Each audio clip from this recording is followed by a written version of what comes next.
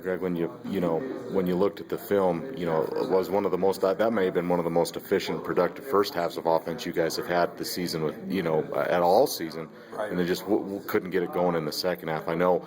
I looked. There was a lot more third and longs in that second half. It seemed like a couple penalties. Where were the problems? Where did you see it? Summed it up. We had about a 6-play stretch where we had a false start.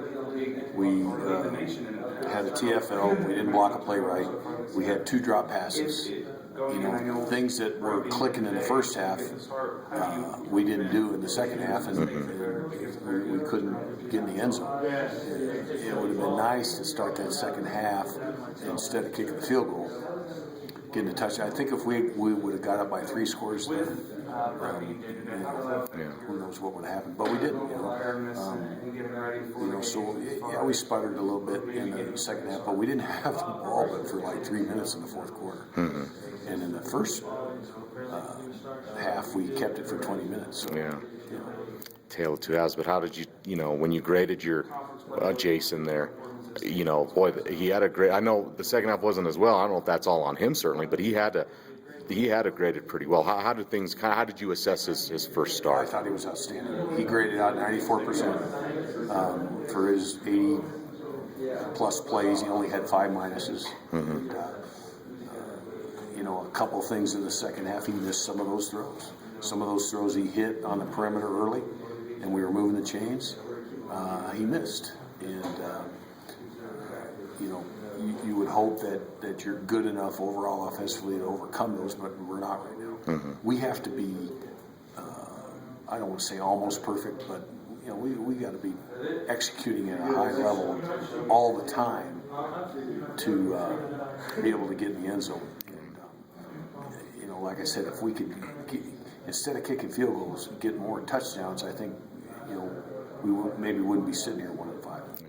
So, you're kind of the same scenario. I know Brett's day to day. You've been through this scenario before. You got Jason ready last week and did a good job. So, what happens this week? Is it the same thing? Probably the same thing. It's difficult on the staff because you kind of are going by 2 game plans. Obviously Brett can do more things because he's more experienced. But Jason showed that he can do a majority of the offense and do it well. Mm-hmm. We limited his downfield throws. You probably noticed that. Just because I don't want to put him in the offense in a tough spot and then put our defense back out there. He throws a pick or something. I even do that with Brett to some extent. But last year, we really limited the package. And, we were able to score enough points to win 8 games. Mm-hmm. This year it's not happening for whatever reason. All right. We're in these games. We're right there to the end. We won them last year. We're not winning them this year. Yeah. Is Brett at the point, and again, I'm not going to pretend to be a doctor, but let's say he's day-to-day and maybe has to be limited a little bit up until game time, but maybe can play, or if he doesn't get all starters reps, he'll be ready to go. I mean, I know he's just a sophomore, but has he gotten to the level where if you can't rep him out as much as you would your normal starter, he needs reps? Mm-hmm. Just because they've experienced.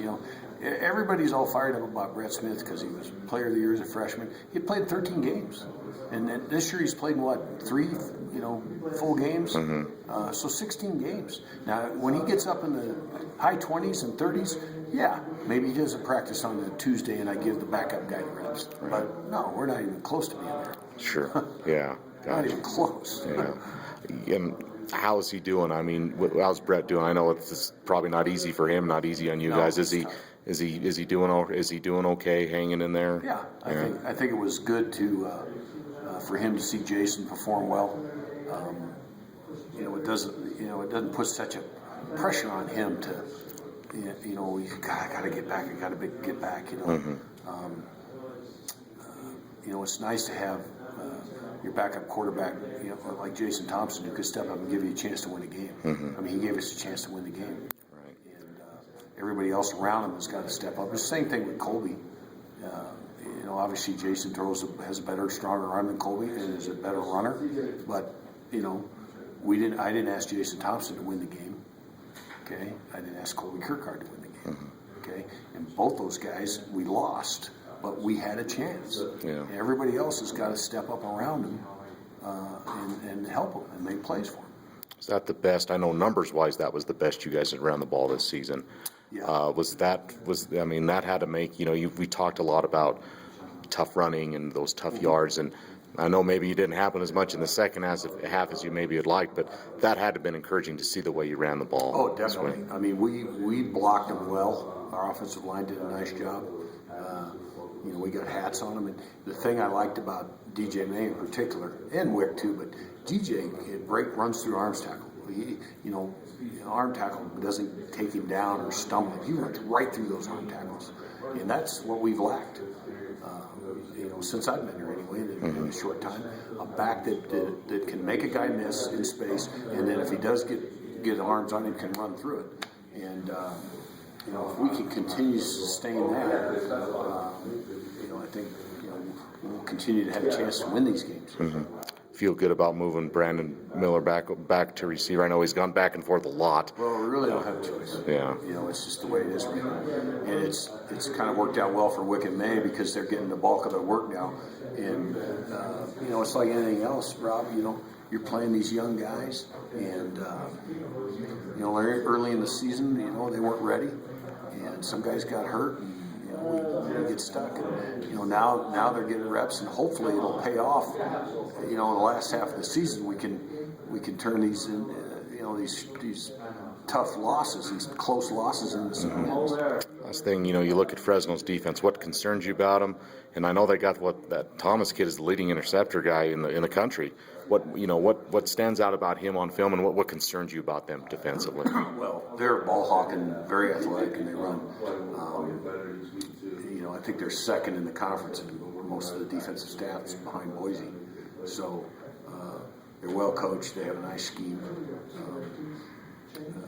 And they're active, and they get off blocks. They make plays. I know Tulsa threw 2 interceptions for touchdowns against them, and somehow still won the game. Wow. So again, it's like everybody's asking, well, what do you do with your freshman quarterback? Well, shoot, the first thing I'm going to do is you better take care of the football. And for a game plan, I'm going to do some things. So I'm not going to give Fresno opportunities. I'm not going to take chances on the football. And that's the way it's been. Since Brett's been out. I don't want to put our defense in a tough spot, turn the ball over, that's why it's so crucial that, if we can run the ball, establish the run, and I say this every week, but it's true, eat some clock, keep the defense off the field, help ourselves, we can have a chance to win these games. So I don't see that changing the rest of the way. Yeah.